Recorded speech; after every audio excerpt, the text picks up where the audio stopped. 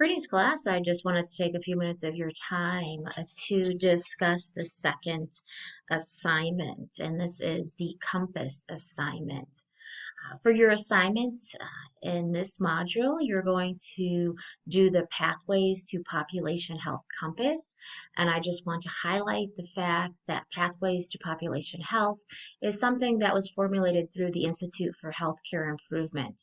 It is a wonderful resource that extends beyond the actual Compass tool itself. There are resources that you will find to be very helpful, and the Pathway to Population Health Compass is interesting in that it is a model to examine the here and now and look at how organizations are functioning in the context of how to move forward. So this tool again will be very helpful to you as you're doing an analysis of your particular organization and taking a look at areas that could be impacting by shifting some practices. So as we go through the tool, there's going to be a few questions. The length is long, however, it doesn't take a very long period of time, and you don't have to do a deep analysis on each one of the components. This is kind of an overview of your organization, so kind of keep that in mind as you're doing the assessment. And the assessment can be much more in depth than what we're expecting at this point, but this is just kind of an overview to start with. You're going to be looking at some of the components within your organization, including stewardship, equity, payment, and partnerships with people with that lived experience.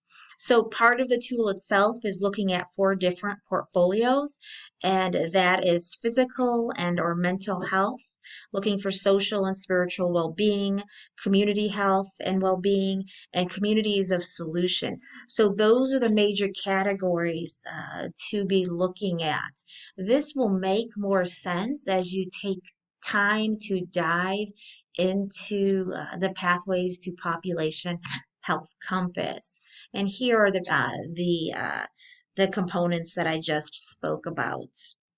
Within each one of the different categories, there are statements, and you will score based on what most closely aligns with the practices of your particular organization. So that is pretty self-explanatory. And right now we're looking at the category for stewardship. So it is a self-explanatory type tool, but just kind of read through it and kind of assimilate the thought process as far as doing the assessment. So it starts out with stewardship, going into equity and payment and partnerships, and then going into portfolios. And we see that here as I scroll through. So take a look, score things out based on what you're seeing and what you're experiencing within your organization. And then as you go on through, and I've been scrolling through here this relatively quickly, again, you're going to score things and you're going to come up, you're going to calculate your scores, and then from that, you will determine your score summary and take a look at your results so you can reflect on what you found and how the scoring rates based on the criteria that the Pathways individuals have included. So let me just scroll a little bit more. So you see the scores there. Okay.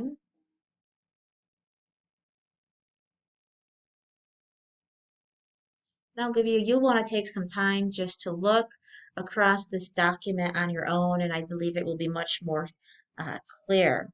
So let's see. I'm going to ask that you do an analysis to reflect on the overall findings of your assessment and what aha moments did you have while you were doing your assessment?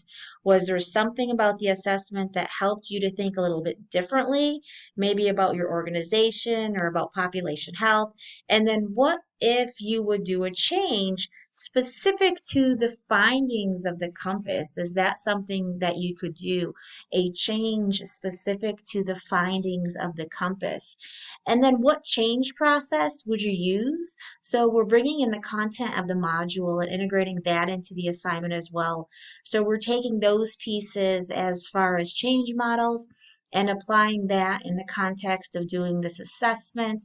And again, this is not something that needs an extreme amount of time. Just begin to really think about what you found in your assessments and think about the leadership skills that you would apply as you were looking at some of the findings, and reflect on those stages of change or the improvement cycle and how those could be applied to create action to move in the right direction based on what you found or what you identified as something that you could work on for your presentation.